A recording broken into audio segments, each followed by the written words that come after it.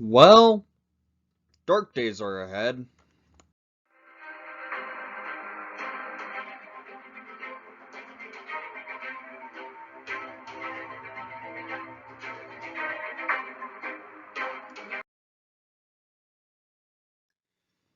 Hey guys, it's Nick, and well, as you already saw what I said, dark days are ahead. Yeah, dark days are ahead, meaning the rebuild is official. The Chicago Blackhawks today announced that they will be going in a full rebuild by a letter to the fans that they posted on their social media platforms. Well, the Hawks are now in a rebuild. This sucks. So we're now in I would say, dark days are ahead. Even though we were in the playoffs in 2020 with the youngest roster in the playoffs, which did well. But clearly that wasn't enough, so dark days are ahead. Rebuild is here. Let's see what this letter says in all. As you can see, there is the letter right beside me. And well, it says, we recently said goodbye to a pair of two-time champions and acquired some new players via trade or free agency. We understand it was tough to see those respective veterans go and realize you may have some questions about the direction. Yes, I do have questions about this direction. I'm saying that, I'm adding into it. Because the trade of Brandon Saad did not acquire stuff to help a rebuild. It acquired, yes, a player that will be a solid defenseman with the team, but you didn't get pieces for a rebuild. You got a AHL defenseman and a NHL defenseman that's a grinding defenseman. You didn't get draft picks. That was one of my questions on that trade. So, we'd like to address this direction and share why we're hopeful for the future of Blackhawks hockey. I understand it because every team who goes into a rebuild say they have a hopeful future going into this rebuild by coming out of it. We're committed to developing young players, which is understandable. You have a young core coming up with Doc, Boquist, potentially Ian Mitchell. You have a good young core coming up. And rebuilding our roster. What does that do with Patrick Kane, Jonathan Toews, and Duncan Keith?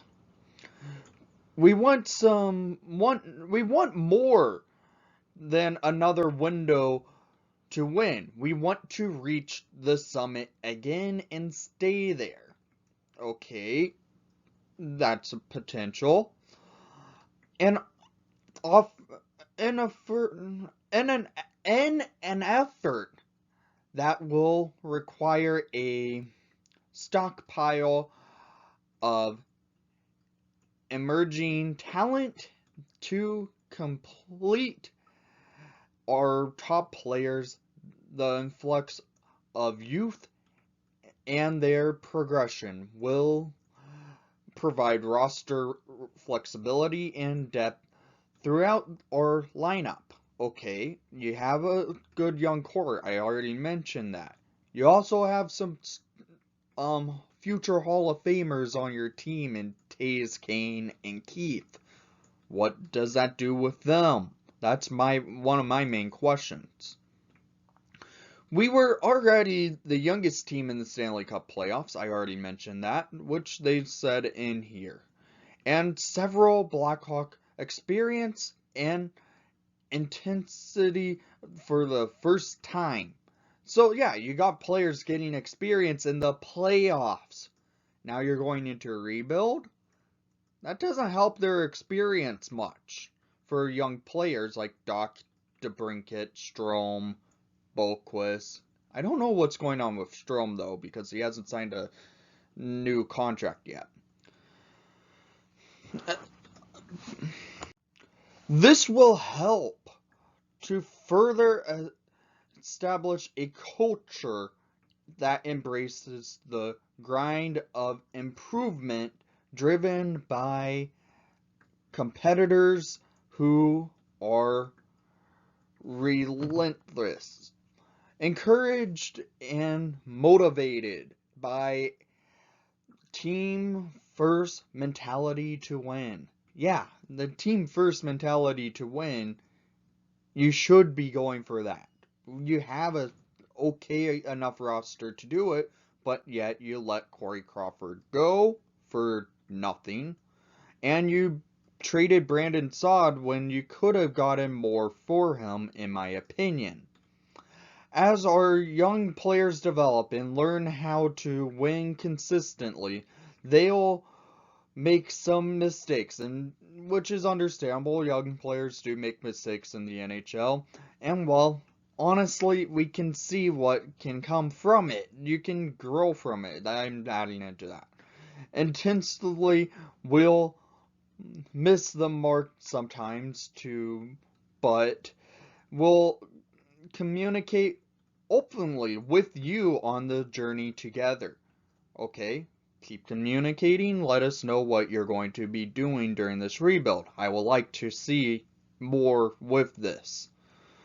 We know that that's what comes next must be more than just words, and that inspires us, Chicago Blackhawks.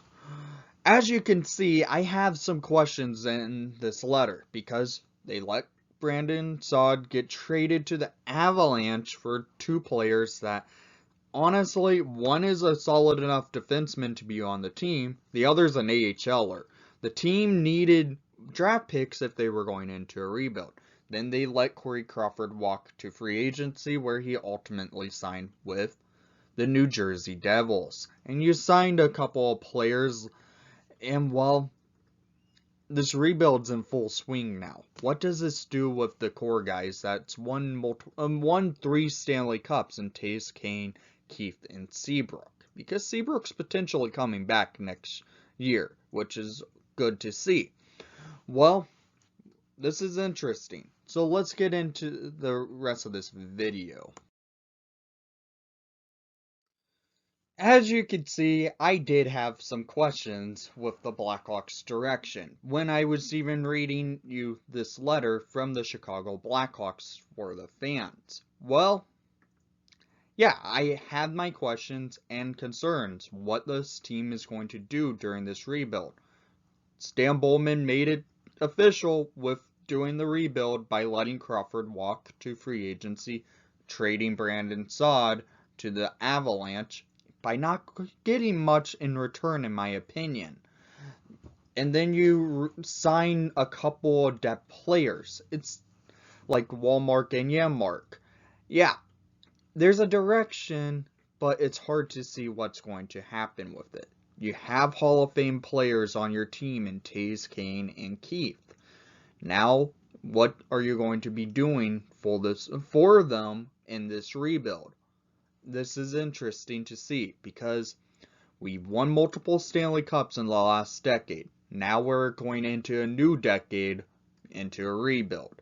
We made it into the Stanley Cup playoffs in 2020, yes, as the 24th seed with the pandemic causing a freeze in the season, and then the NHL giving us a spot in the playoffs, where we ended up doing well, eliminating the Edmonton Oilers in the qualifier, and then we make it to the first round and have to play the Vegas Golden Knights, where we lost 4 out of the 5 games. Corey Crawford stood on his head in the 4th game to force the Game 5. Now the rebuild is here. It's interesting to see what the Hawks are going to be doing with it. Hopefully it's not a long rebuild. Maybe it could be like the New York Ranger rebuild, because that rebuild for them went on fire and they ran with it, and now look at them. They're one of the top teams coming into the NHL now with a lineup of Panair and Lafreniere, the first overall pick, Kaapo Kakko, Mika Zibanejad, Surkin and Georgiev, they have a good team. Now what do the Hawks do? We have to see. It's interesting to see where this direction goes for the Chicago Blackhawks. I want to hear what your thoughts are on this rebuild. In my opinion, dark days are going to be ahead, but hopefully they don't last as long as the rebuild before the Hawks had, where it started basically in 2000 and it ended when the Hawks drafted Patrick Kane. And that was a long rebuild. That was almost a 6-year rebuild. But now the Hawks are basically in a rebuild. Let's see what this goes. They have a good young core getting built in Doc Boquist, Dean potentially, Mitchell potentially.